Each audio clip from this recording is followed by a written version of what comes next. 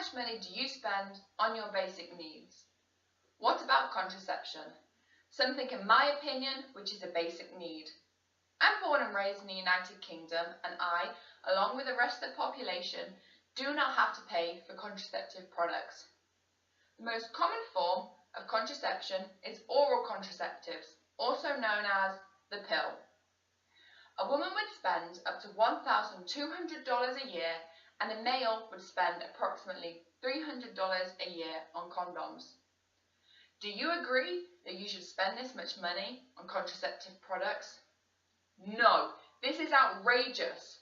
All individuals should not have to pay for contraceptive products. We will discuss the availability, prevention, and how contraception can help people invest in their futures. Firstly, there will be less abortions if initial contraception was free. If contraception availability increases, then abortion rates will decrease. This is good due to the reduced health risks. A minor health risk would be something such as pelvic inflammatory disease or the intense psychological pain and stress which the mother and father will both endure. Whereas a major health risk would be as high as death.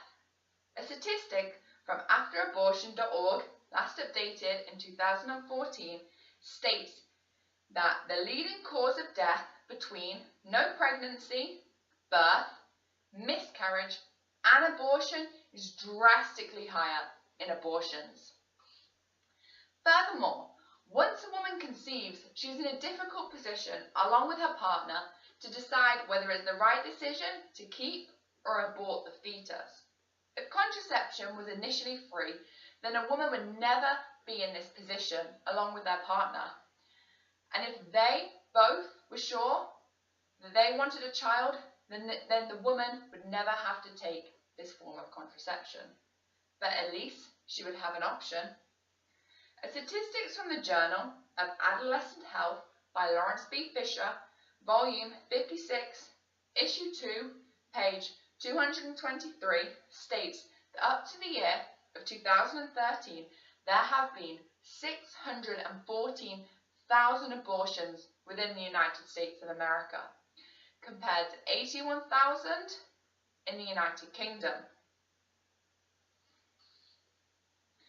There is a 91% chance of getting pregnant within 36 cycles, which is about 3 years.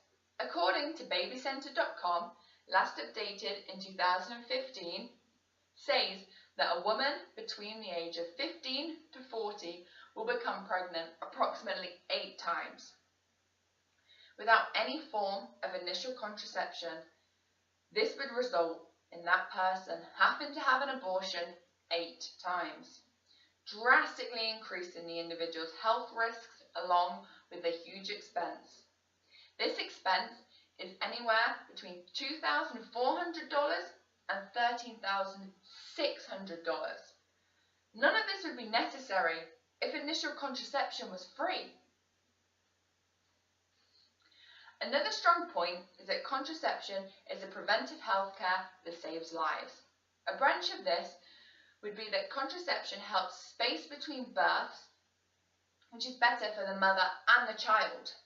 A recent study published in the New England Journal of Medicine, Issue 9, Volume 2, page 74, reports that there are healthier outcomes for both the mum and baby when there is a gap of 18 to 23 months.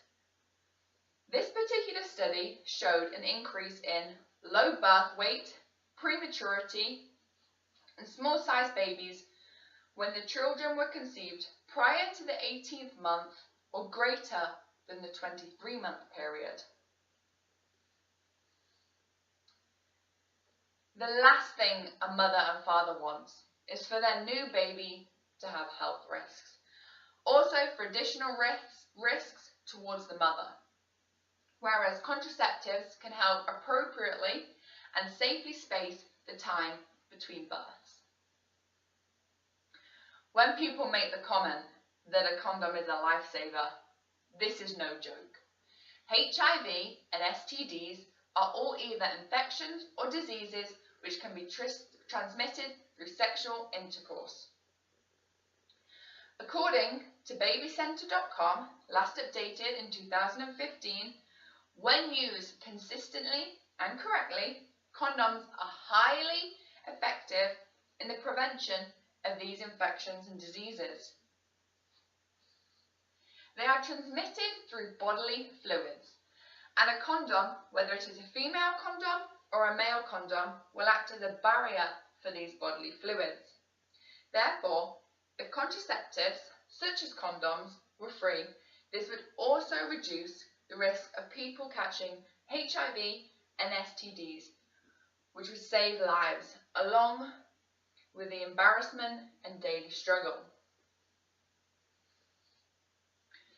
Furthermore, regarding women and the oral contraceptive pills, there are many health benefits. According to B. Lawrence Fisher, the pill can result in lighter bleeding and decreased pain during a monthly period, as well as help to prevent sudden mood changes during a woman's cycle due to changing hormone levels. Contraceptive pills allow a woman to have fewer periods or no periods at all, respectively speaking.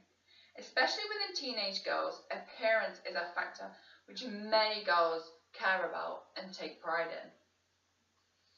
Well, according to babycenter.com, last updated in 2015, some types of the pill can clear up skin problems such as acne. These, along with many more, are some benefits which result in contraceptive products. Finally, the third reason that contributes to the statement that contraceptives should be free is because contraceptive products will allow people to invest in their futures. One way this would happen is the rate of teen pregnancies would decrease and the college completion rates would increase.